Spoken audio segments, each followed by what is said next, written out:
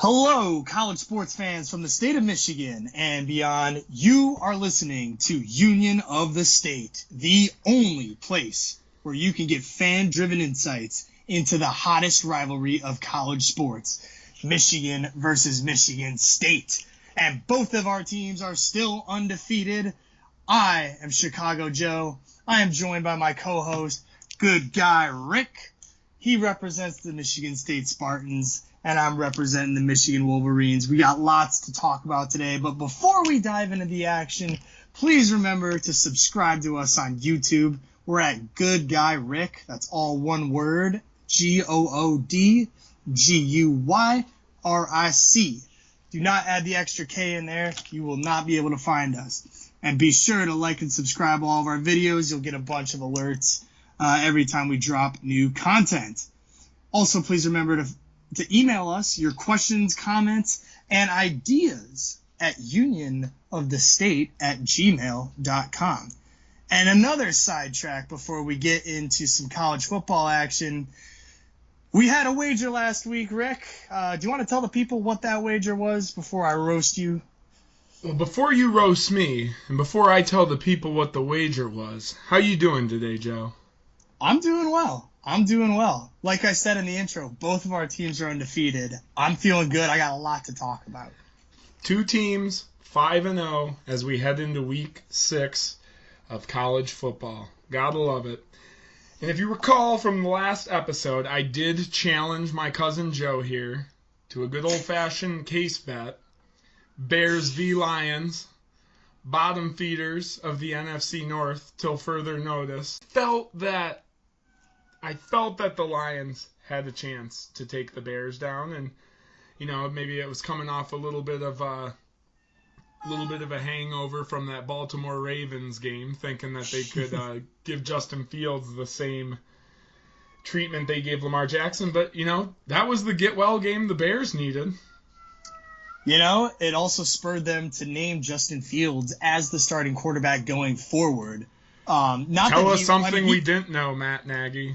Yeah, they always want to pat on the back for something that should have been done so much longer and so much earlier ago. But it is what it is. So, it was a good wager. I think you were a lot more confident than I was. And I guess I just had that hunch in the back of my head that I was going to get a free case of White Claw off of this one. So, hey, you know what? We got one more of those wagers throughout the season.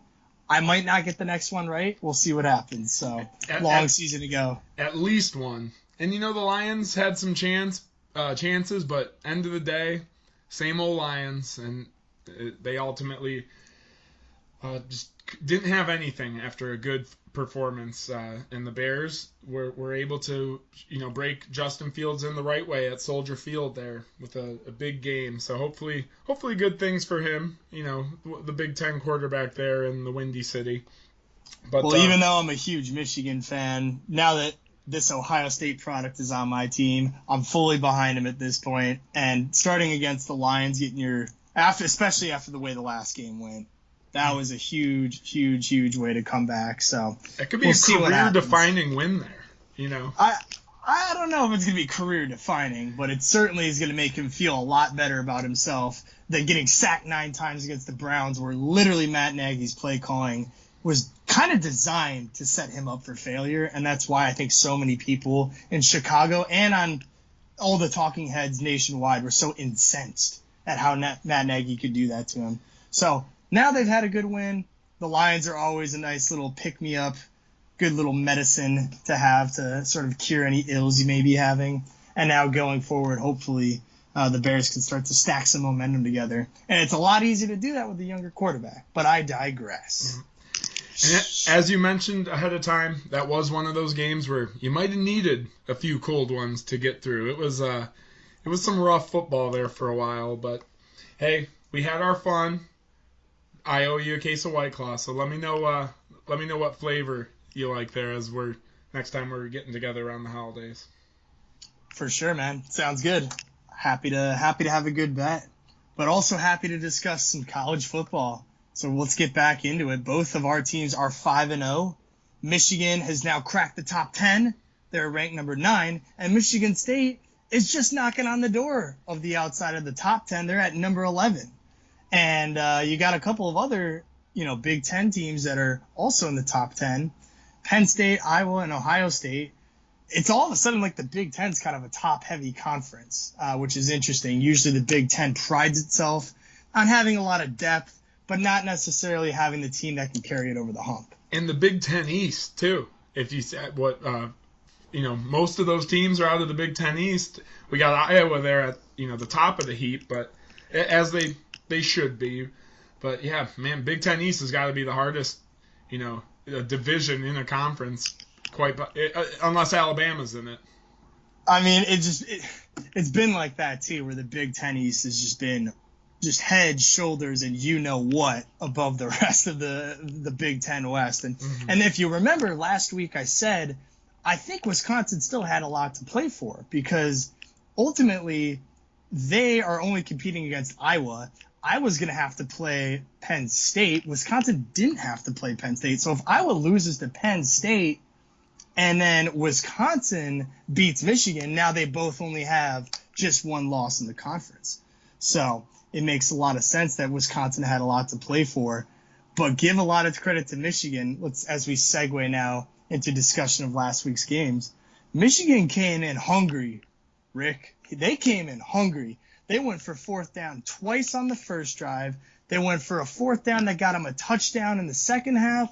They were going for fourth down seemingly the entire game, bucking a trend of a lot of Jim Harbaugh's, typically conservative attitude, which is just to run the ball a couple times and limit turnovers, whether that be turnovers due to interceptions, fumbles, anything that could be construed as risking the ball.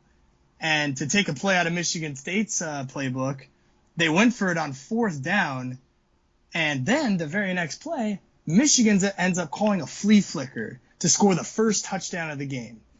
And Rick, what did I say? What did I say last week? I said whoever scores first in this game is going to win the game, or at the very least is going to be able to dictate the tone for the majority of the game. And that was sort of the key to this game. Michigan had the lead. They never gave it up. They were super aggressive, whereas I said last week after they had the lead against Rutgers going into halftime, they didn't throw the ball anymore. That wasn't the case at all. 3 out of 4 of Michigan's touchdowns were passing touchdowns. J.J. McCarthy had a nice one that was, I believe, around 60 yards long. Cade McNamara continued to make good throws throughout the game. And the reason why I was going to pick the under when we were talking last week is because I have not seen this from Michigan before. They were calling trick plays. They were being consistently aggressive the entire game. The play calling was varied. They went for it on fourth down a lot. They capitalized on turnovers. I mean, this was a brand of Michigan football that I don't think I've seen since at least the revenge tour back in 2018. And certainly not last year. Absolutely not. And so it just ended up being a whole team effort. The defense looked hungry. You know what was interesting to me? Kirk Herbstreit ended up saying that Michigan looks like they're showing some angst. Like they're kind of angsty and upset at the world. And they haven't really shown that fire in a while. And if you go back and watch the tape, not only was it the offense that was balling out, the defense was sticking people as well, including scoring the quarterback knockout against Mertz. There was just so much going on. Both sides of the ball were flying around.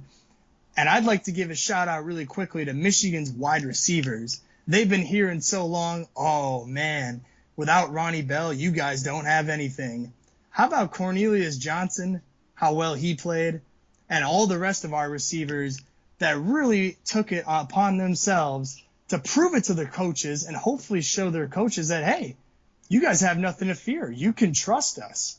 And you started to see that confidence between the coach and the players grow through the game as Michigan continued their air attack and going downfield. Very impressive win for Wisconsin. Or I'm sorry, for Michigan, against Wisconsin there. Going into, Madison and breaking what you mentioned before, a 20-year streak of, not getting that win on the road there. And then the most, mind-blowing stat of all, that is Jim Harbaugh's first win as an underdog, which just Wow. goes to show you the amount of, as you were alluding to there, they're expected to win in a lot of games, even if, they shouldn't be, or on paper, maybe they always get that Michigan bump a little bit there. So, it's good to put that, chip on the shoulder to, a little bit from the D'Antonio era there and play with a little angst, as you're referring to, and not always just, being expected to win, ultimately coming up short there. Oh, yeah. See, when you're able to be an underdog, that's when you can fully put that chip on the shoulder there and, really ride it in, in what could be the defining game of the season, as we probably both would say it's the toughest game they've had all year. Not only being on the road, but possibly the best team, they played too, regardless of home or away. Like you said, there's two huge things. Even though somehow Michigan was an underdog, even though they were ranked 14 and Wisconsin was unranked, coming off of an almost 30-point plus loss. But I digress. There are two huge things that stuck out. Like you said, that was Harbaugh's first win, and I believe over 10 attempts, that he finally won as an underdog. So that was interesting. And number two, as I discussed on the last episode, Michigan hadn't won in Madison since 2001. So they bucked two huge trends, and I'm not going to get carried away here. There's obviously a lot more big games to come. Michigan still has to play Ohio State. They still got to play you guys, and they still got to play Penn State. Yeah. So there's three huge teams in the Big Ten East that really haven't come up. If I was a cynical Michigan fan, which I can be at times, I would say Michigan still hasn't played anybody good yet. Rick, as a Michigan State fan, do you hear that a lot from your side as Michigan State fans saying, well, who has Michigan really played? Why are they actually ranked in the top 10? Because I think there are some merits to those arguments. Well, this has been a crazy year for college football. So just with what's happening all around, if you're undefeated, I mean, you've earned it. Obviously we can parse who you're playing, but just with everything that's going on, Clemson, we turned in the Nebraska-Illinois game. You wrote both those teams off right away, and now Nebraska's got a little bit to them. So it's going to be an up and down, season where there could be, one game is just completely different from what you're going to get the following week. And it's those teams that are going to just be consistent and know how to win that will ultimately find themselves, up at the top of the rankings. Even, if maybe strength of schedule wise, someone could poke, some holes at it. Prior to the Wisconsin game, yeah, there was some of that. They were like, that Washington team lost to Montana before they played Michigan. Rocky Lombardi was the quarterback for Northern Illinois, but that wasn't even, the state team last year was really nothing to write home about. So, we knew that was a step back too. He was just kind of the figurehead of that squad coming in. And then, right. Western, tough, but, it just, again, so they were waiting for that moment. Now that it's over, I don't hear much of it, in at least my state fan base. That was a big win. Maybe there's like a little jab here and there, just, now the 1-4 Wisconsin team after now that it's done and they're there. But that being said, that's a tough game all the time. This is a Wisconsin team who a lot of people thought Mertz was going to be a legit quarterback and, possibly one of the better ones in the Big Ten. I never really thought so. He looked pretty good against us last year. He put up, I think, over 40 points against us last year. Yeah. So, which is true. So, yeah, I agree with you on that. I've always kind of had him pegged as more of a game manager type, but maybe with some ability. But that's just, I just think it's the quarterback class is overall a little weak this year. Let alone not just in the Big Ten, looking into the NFL boards and so on. So I just wasn't ready to anoint him as being like the top Big Ten QB. But good, just winning in that environment though, that's the win. And then like you said, style points at the end.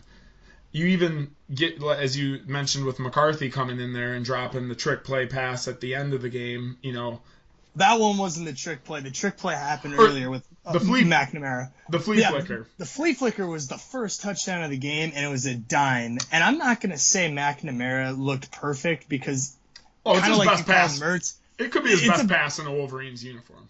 It was a dime.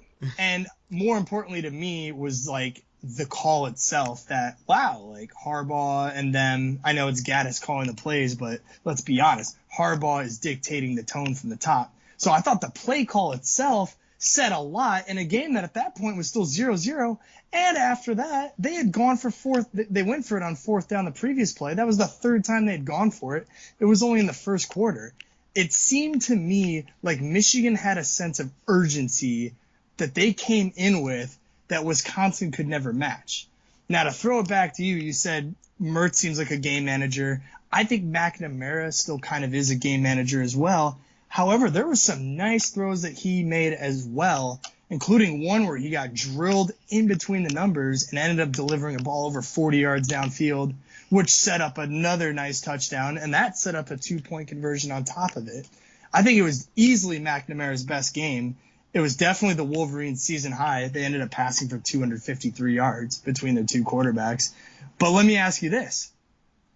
Do you think it should be McNamara or McCarthy? Because I know on my side, I think a lot of Michigan fans are starting to say, hey, I mean, McNamara did pretty well, but let's not deny the fact that McCarthy's also been making some pretty nice throws as well, with less reps too. Yeah, and when I say game manager, a good game manager gets to the NFL, and a great game manager can win a Super Bowl. So let's not count out. They're still quarterbacks. At the end of the day, they still have that ability. They're just not, the gunslingers going out there play after play. Just looking to drop, a bomb 50 yards. Going into that, my bad. They're calling the McCarthy touchdown pass a trick play, but it was just end of the game there a little bit. Not a lot's on the line, and you can take that deep shot. So I'm not hearing much of it, though. I can imagine the McCarthy over McNamara vibes that could be coming out of the Wolverines camp. But I just think it's great you get him in there at the end of the game in a huge environment like that to put on an awesome pass like that. Why didn't you play him more against Northern Illinois? Why didn't you give him the whole half against Western Michigan? It's awesome they're cutting him in now, but against Ohio State, is that going to be like an option? Like, do we go to McCarthy for this one pass? Like, I mean, that's a good point, because right now all the games have been pretty comfortable, so they're able to just be like, oh yeah, let's get the backup some reps. And to be fair, he is a true freshman, but he's a 5-star rated true freshman. This guy can ball. He dropped a dime in that game against Wisconsin.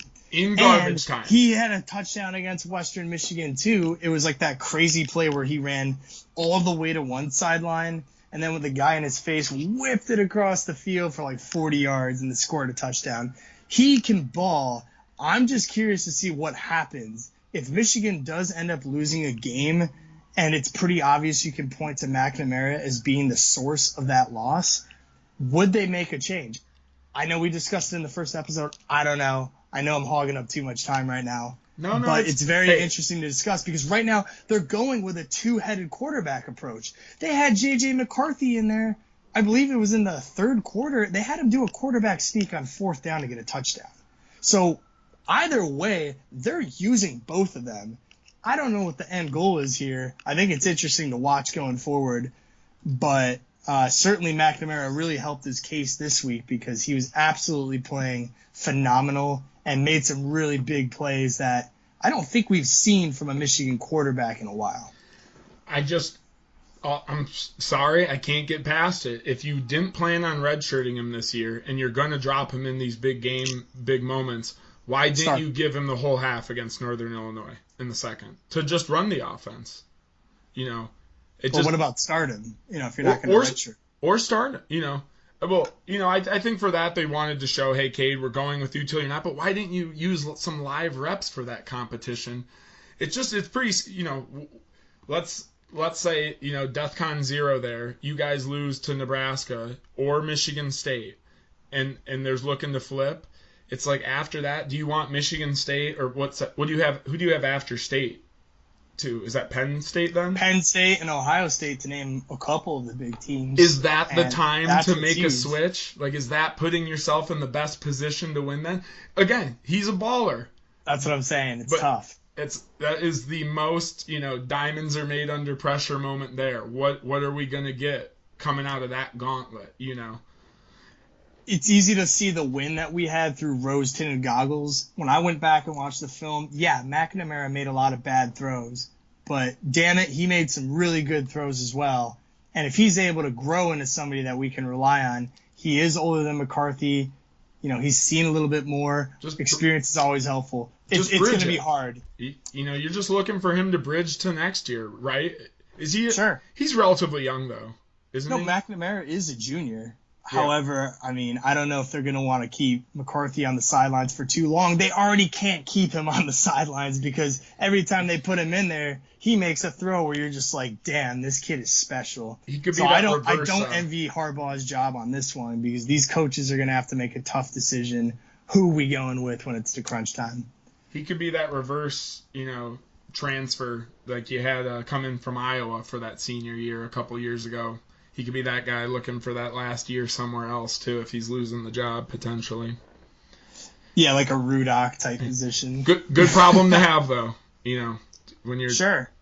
when you got a quarterback leaving just because the guy behind him is better, that's an okay problem long term.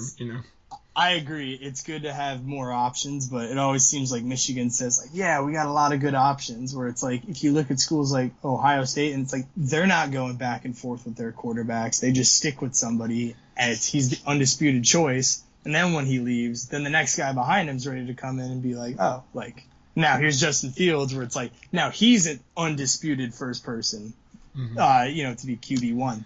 What's the McCarthy game play? Has he played in all 5 games now? Yes, he has. So there's no red shirt anymore.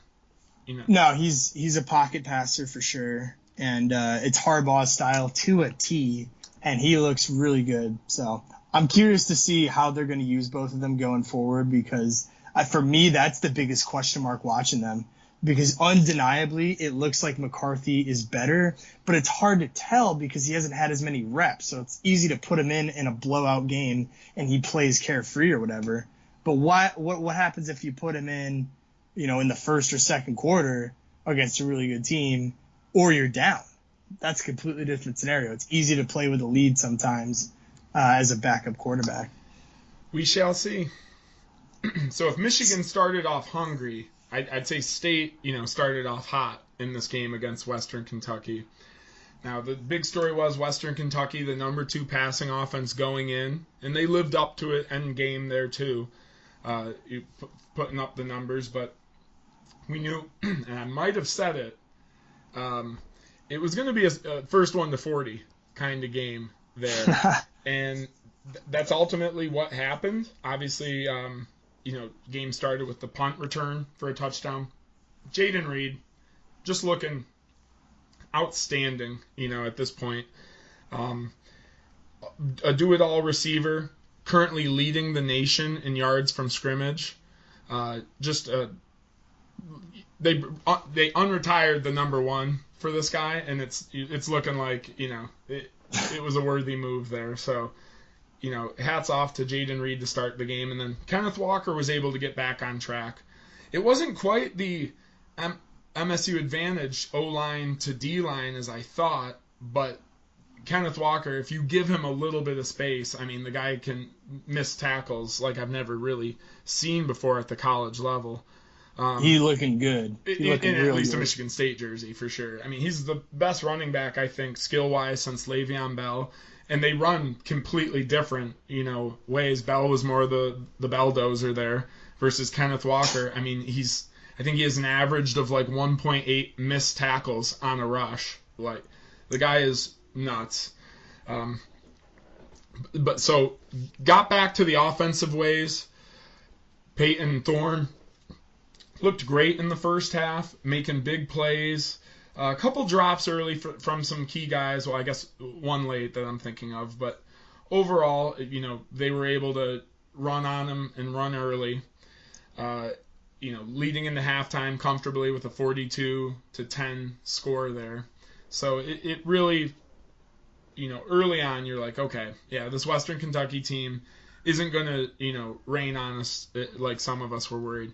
But then it leads us to a second half, and it's a tale of two halves, just like the Nebraska game, where I think if you combine those two second halves, there are no touchdowns in the last two games, besides for the Jaden Reed punt return against Nebraska to send that one into OT. But by the offense, no touchdowns. So I know that, obviously there's coasting and they're switching game plans to a more run style, but it just seemed to me like the play calling got a little too lax in the second half. Western Kentucky does not have the same defense as Nebraska.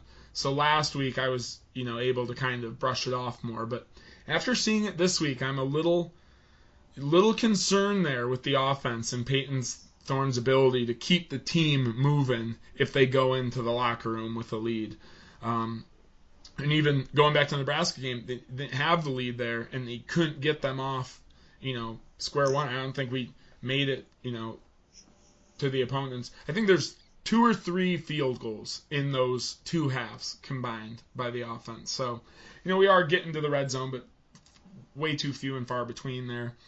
And ultimately, that's what, I'm going to be looking for in this next game.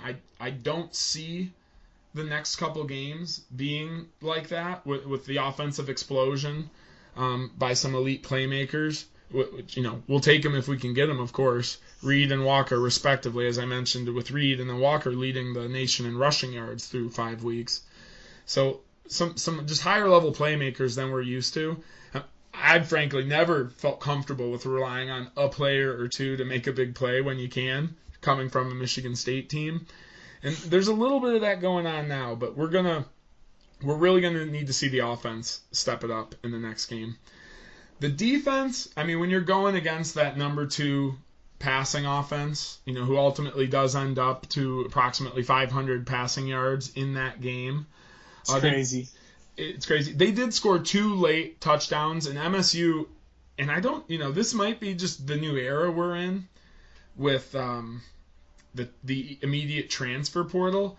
MSU is rotating a lot of guys that, like, on offense, there was a moment in the first half where he subbed his entire offensive line out and put a whole second string in for like 4 plays before flipping back. And I know because of the 2020 extra season there are about 3, I think there are 3 linemen on the team that have a straight up bonus year. They're 6th year O-line guys. So a little bit of that, keeping your 6-year graduate players happy, keeping your young guys happy, saying, hey, you're on this line, you do have reps. But the third tackle even on the right side was even in the game against Western Kentucky last week. So, and that's just on the offense. Now flip to defense, running a lot of corners through, playing a lot of safety fronts, and I don't think Mel Tucker and his D quite have the staff they want for their 4-2-5 offense. And we'll get into that more as I come up on the biggest ultimately or play of the game as it rolls into the next week here, and that is with that defense really able to shut Western Kentucky down in the first half, let them run and get a little crazy there in the second half as we're playing more linebackers, but in that second half the Cal Holiday hit on the Western Kentucky receiver that ultimately leads to a dreadful targeting call. Oh, everybody's favorite. Jeez. So now he gets that ejection and half game suspension going into Rutgers this week. So that's where I'm kind of glad that MSU has had this rotating front, getting a lot of players in there, because next week we're going to see a linebacking duo that has not played with each other for that many consecutive snaps, or at least a mix of guys that are used to there being the mainstay of Cal Holiday in that kind of Mike position. So it's going to be interesting. That's until the state gets that staff they're looking for, or I'm sorry, not staff, the players they're looking for in those certain positions, I think they will stick with that bend, don't break defense. It's easier for them to make tackles if they stay, ahead of the guys and keep them in front of them. That's what the Bears did against the Lions, They got down to the red zone every friggin' possession, it seemed like, and Bears kept turning them away somehow. And State's defense kind of is similar to that. In the red zone, they tend to stiffen up a little bit. They've caused some turnovers there on the year, and then also, just force some field goals down the stretch. Big Ten play, as they call it there. But ultimately, 5-0. Can't be happier. I'm going to expect a lot out of the offense going into this Rutgers game because the defense will, we've been used to that the last couple of years, and this defense is not like 2-3 years ago defense, but they're going to keep you close enough. It's going to rely on the offense punching it in.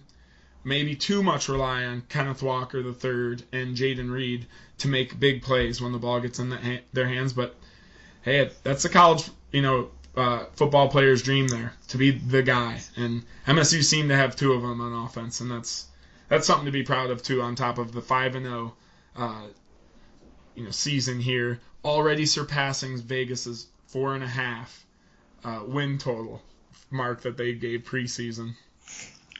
Shit, almost for both of us, increasing what we were thinking sort of off the record. Like, last year is pretty bad for both of us. I don't know what's going to happen. Pinstripe Bowl. And that's why this year is so crazy. There's just so many, I've never expected the direction of a lot of teams to have gone this year.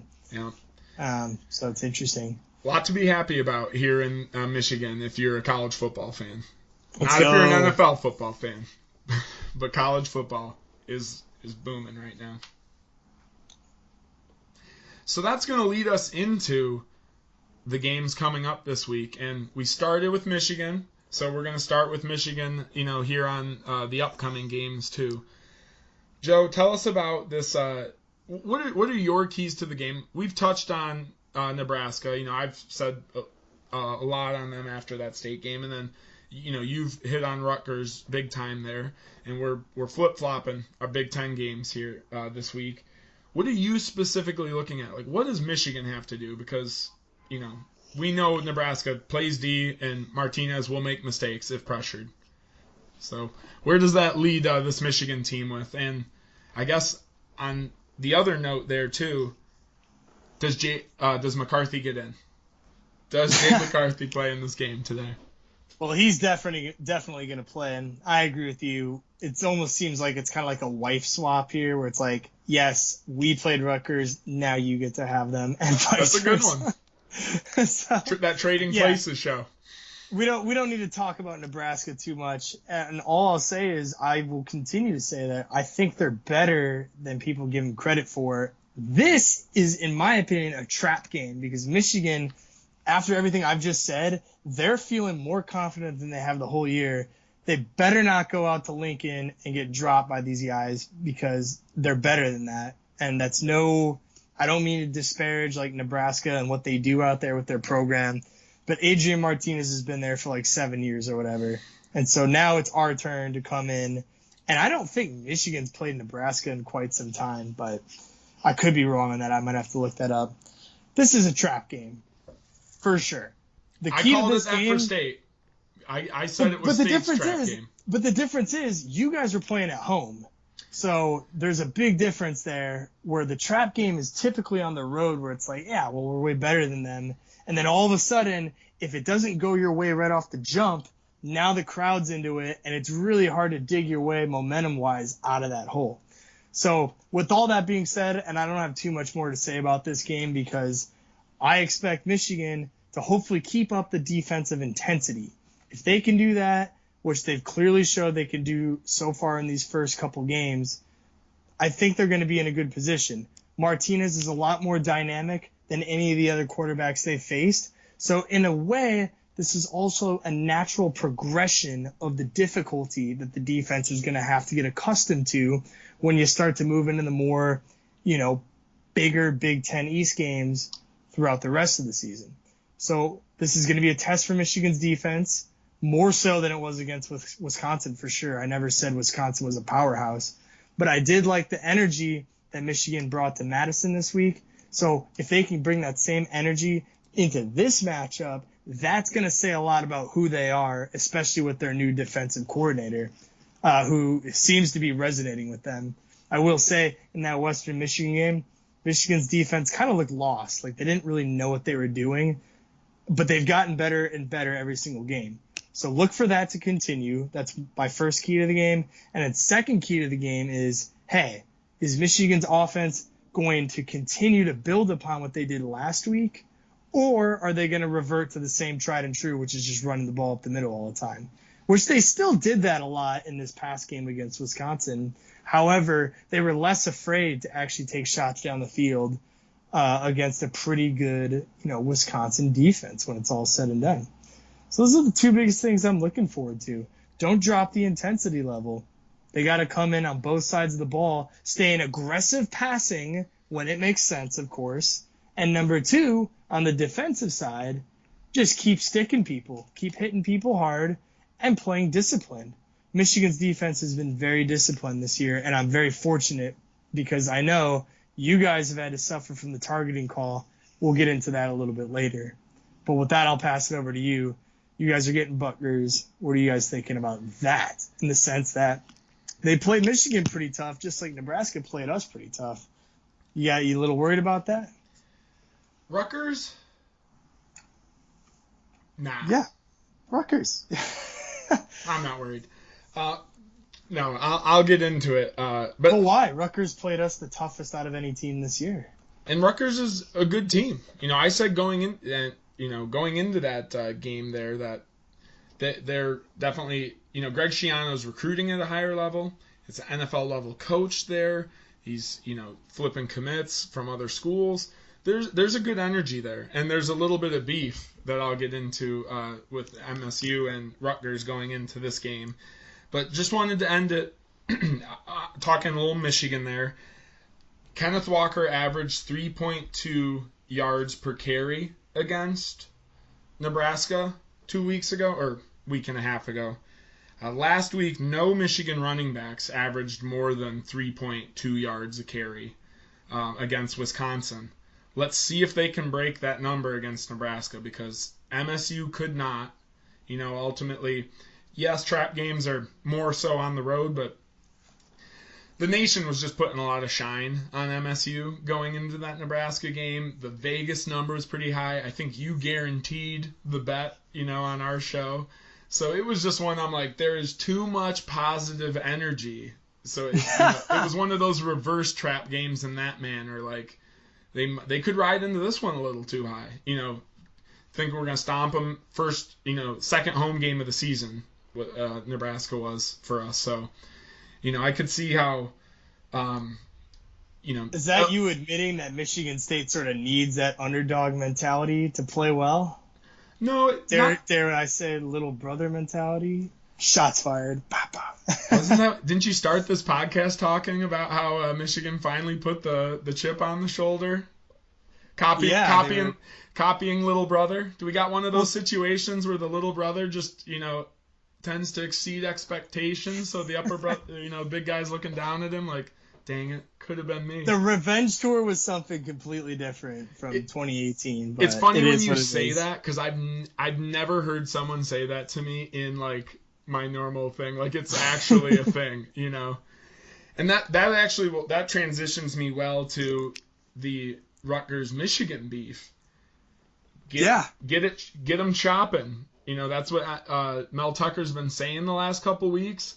And Rutgers fans are coming out of the woodwork with these banners like, oh, we've been saying get them chopping for 10, 15 years. And I'll just sum that up with, all right, Rutgers, yeah, the proof is there, but no one realizes they're copying Rutgers when they get to it ultimately, because no one's paying attention to Rutgers.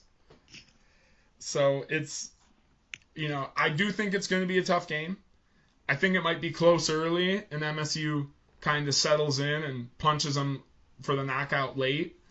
But we'll see. I mean, this is, as I mentioned pre-show to you, 7 turnovers in last year's game with a completely different roster with way less high-level talent on it, and they lose by 11.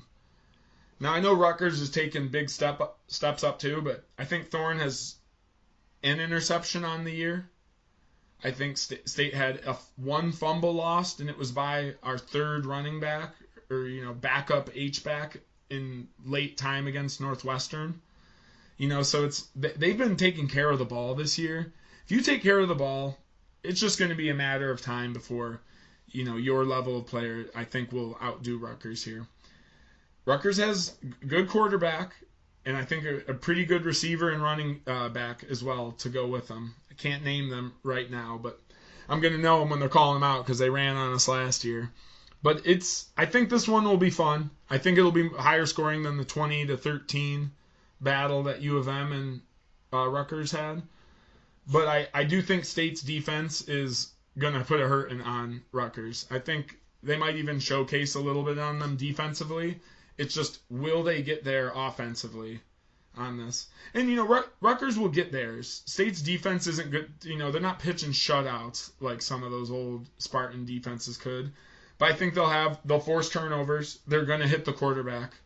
And there's going to be a lot of guys, looking to do it because that is a deep D-line that's just rotating D-ends and D-tackles. And Jacob Panashuk is a man on a mission right now, number 96 for State, who Milton was acquainted to a couple times last year. But he is going to be, he was the difference maker in the Western Kentucky game defensively. Nebraska, he had some big plays. I really think it's going to be down to him, and then we'll see from these linebackers. Looking at Ben Van Sumeren for Michigan State to step into that Cal Holiday role. Sorry, I always want to say Holiday when I see after saying Cal. Too many A's and L's in there, but Cal Holiday, with him being out for the first half, I think it is going to be Ben Van Sumeren getting the start. And obviously, this is a guy who transferred away from Michigan, looking for time, and immediately he's not the starter at State, and he's got the 2 starters from State last year on the second line behind him. But the Chase Klein exit, allows Ben Van Sumeren to step up, and with Cal Holiday out, I think Crouch is a little bit more of the I'm sorry. I think Van Sumeren's a little bit more of the athletic linebacker they're looking for to play along with Crouch there defensively and just be aggressive and make big hits. So I'm looking for him to try and make a stamp early in the game so they can't take him out in the second half. But well, that's the thing. Can we talk about how ridiculous that targeting was in the first place? So much so that the referees admitted on their own that they were wrong. I'll let you go first since I know this is obviously your team. Obviously, if safety, we're all trying to make the game safer because we want the game to stay close to where it is now. So what you have to do to not, propose, game-changing alterations like, going back to leather helmets so that, people aren't leading with their head and like take away the neck and concussion, issues there. It becomes more like a rugby match then where it's like walking football until there's tackles and it changes to a wrestling match, and then ultimately, a brawl with the rucking and all the other elements of rugby. We want our air raid offense and we want elite high athletes at running back, carving up, making big plays, and obviously the biggest and baddest dudes throughout the field. So this will be one of those games where we want it to stay at the level it's at now. So we're going to have to, work with it. But I think that's my biggest takeaway from this is the refs, the Big Ten, all the way up to the NFL. Like, they're so afraid to say they're wrong, whether it be in game when they're going to the booth or whether it be after the game. Like, you very rarely get someone to come out and say, you know what, missed that call. We're sorry. And we've seen it happen in the NFL at the highest of levels, going back to that Saints playoff game, where there's a pass interference that I don't think gets called on Tommy Lee Lewis. But Yep. all the way Which down, led to the replays the next year that they ultimately took away. But can all see it on TV. How do these guys go and watch the Cal Halliday hit over the middle where he like hits him with maybe that part of the forearm, as I'm showing Joe, as if the guy caught the ball, he's got to either tackle him or make a play on it, so it's one of those hard situations where you have that pass down the middle low and the slot receiver is trying to make a move on it. Where I was going with that ultimately, though, is I think it's pretty wild that they can now look at it, say they're wrong, and be like, we should make the ability to, reverse the call here. Hey, you sat out the whole last game. That was on us. We don't have to, hold you out for the first half of this game on the other end, because they've admittedly said, it wasn't the right call there. It's just crazy. They should have the referees be sitting out a game for that BS call. If they're going to have this guy sit out and then they admit that they're wrong, that's crazy to me. This is completely unjust. And I'm going to go on a Stephen A. moment right now and just completely say some wild stuff. Nobody elected communist these guys against athletes. Brian Bosworth said it best. Communist against athletes. Nobody elected these guys, yet somehow they're in charge of all the schools which put out these products. And just think about all the different things that the NCAA has tried to keep these people under their thumbs. It's like, hey, we're not going to allow you to make any money off of your likeness. Hey, and then this is where I'm getting to. They're going to do small little gestures that make it seem like they care about the athletes when really they don't care at all. They just care about money. And in this context, I'm talking about the targeting rule, which was always about trying to be about player safety and, we really care about, aggressive play in football. But with the way that the rule is written, with how vague it is, how open to interpretation, so much so that just about any refereeing crew could interpret the rule and an identical play completely different from a different refereeing crew because it's so up in the air. And on top of that, you continue to see repeated misjudgments of this rule that ultimately are not adding to the game's benefits at all. We all know college football is violent. How many times has the targeting penalty actually been called where it actually was a clearly obvious, like that guy was trying to hurt somebody else, and because we have the targeting rule in play, it really reduced the amount of times that play has happened. They miss more targeting calls than they call correct targeting calls. If you went through the whole season, even at this point, there would be more missed targetings than correct targeting calls overall. And I think it would be a staggering amount. I mean, I'm thinking at least like 3 times the amount of missed calls than correct calls that they've had on this fact. And I don't mean missed like... That's the thing. If it was called correctly and it was actually making the game safer, then that's one thing. But if, like we're saying, we're observing more times than not, it's just the way that one referee interprets the rule that isn't necessarily consistent with the philosophy of the rule's implementation in the first place.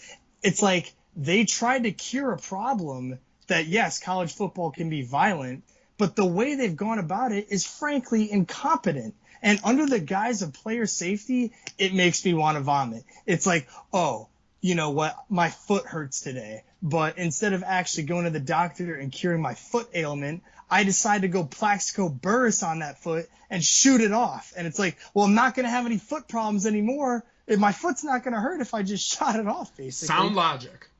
It is sound logic in the NCAA's world. So either way, I just think it's ludicrous. They've ended up doing more harm than they did before.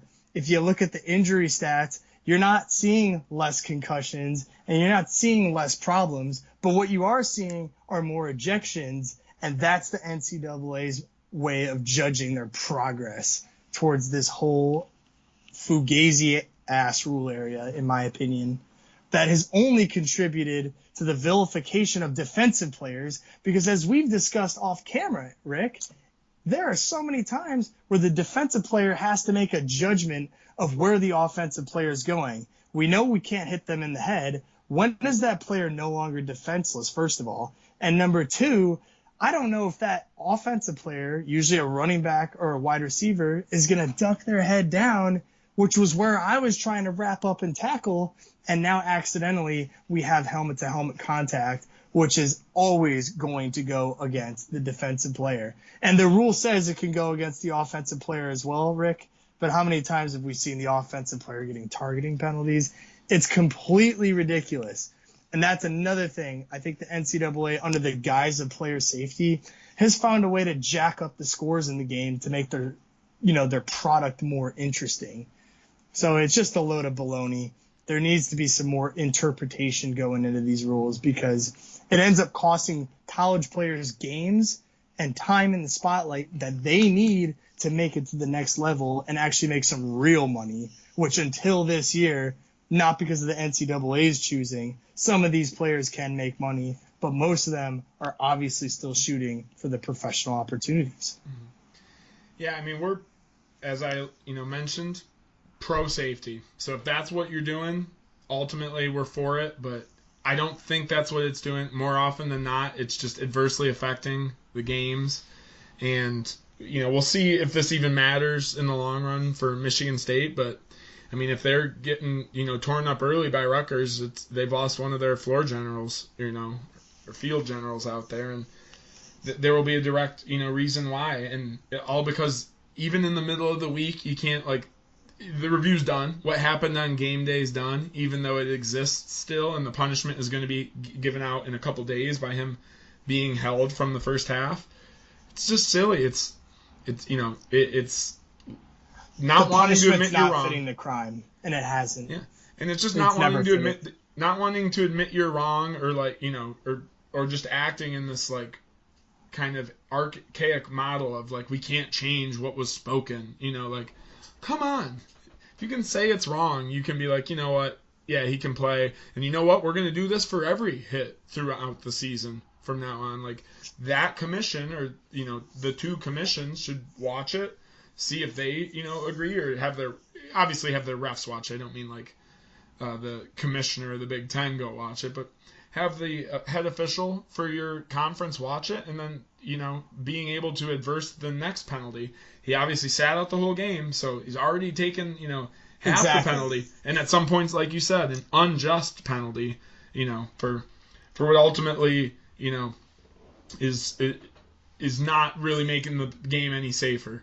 At least on this hit, both players were able to walk away early on from this. There was no over violence here, but it's just making a travesty of the game. Imagine if in baseball, every time that a pitcher accidentally hit a batter, that pitcher was immediately thrown out of the game, and then they suspend him for his next start as well.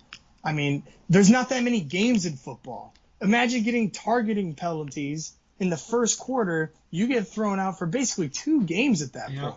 Yep. 2 games. Over what? At best, a very, very, vague rule that people are making very questionable interpretations on. So it's just a recipe for disaster. Ultimately, to end the argument on my side, I advocate you just keep the targeting rule in there for now, but have a targeting 1 and a targeting 2, where the 1 is just what it was before. It's a 15-yard penalty because, oops, you accidentally and unintentionally, being the key word, hit somebody in the head or neck area, or maybe the player was deemed defenseless, what have you. And then the one for malicious penalties, I guarantee if they were to separate it along those means, you would see the amount of targeting ejections plummet to less than 5 a year. I guarantee it. I'm a big MMA guy. That's going back to the Pride Fighting Championships model there. Red card, yellow card. That's all you need to do for these things, and then don't be afraid to, have a committee to look at a review after the fact if a coach submits a review or something, because obviously there will be instances where it's okay, that's a bad one, but you also don't want it turning into one of those things where someone's if it's going to be a questionable penalty, make sure you're hitting them, because if the guy does have the ball and everything like that, you don't want to, have defenders kind of cowering away trying to, get around for a side tackle. If it's, and again, that would be the opposite of what they're trying to do there, at least, on paper. So I'm with you. You know, we're ultimately on the same side of this one. Just another week in college football. Keep your eyes up. You know, keep your tackles safe, I guess, because it all depends on the crew watching it. What is a safe tackle? Yeah, and hopefully there will be a broader discussion with people that actually have more sway than I do, believe it or not. So could be a nice thing. But we'll keep ranting one can on only it hope. once a week, every week throughout this college football season, as we are Chicago Joe and Good Guy Rick, bringing you the Union of the State podcast. What is it, Joe? The only podcast where you can get what? Fan-driven insights and analysis into one of the best rivalries in college sports. This is going to be huge in a couple weeks, Eric, when our two teams play. It's shaping up to be the Battle of Michigan that we've wanted literally since this show started, and it's only in the first year. Can it get any better than that? It is the premier rivalry in the NCAA. Let's go. Michigan State and Michigan walking into their 6 matches undefeated. Can't ask for anything more as we're getting into the thick of the Big Ten schedule here now. Well, as always, like and subscribe the video. Be sure to hit the alerts button so that you get the immediate notification when these episodes drop. We're trying to get more regular. We're trying to come up with a time of when they'll be down. That's going to be at least Thursday morning, but we'll keep on trying to reel that back just so you got some time to listen to this before the big games this weekend. Is yours at noon too? No, actually, we're on national television somehow for this one. Cool. They put us on national television versus Nebraska, which I'll take it. But hey, we got national television for Nebraska. Got kind of odd, you know. They're just like setting Nebraska up for these public beatings over and over again, but whatever. In my opinion, less chance of a trap game on national television because you know people are watching you, so you got to show out. That's how I see it, so I'll take it like that. Yeah. Well, as I said, like and subscribe the video. Thanks again for listening, and as always, go green. And go blue.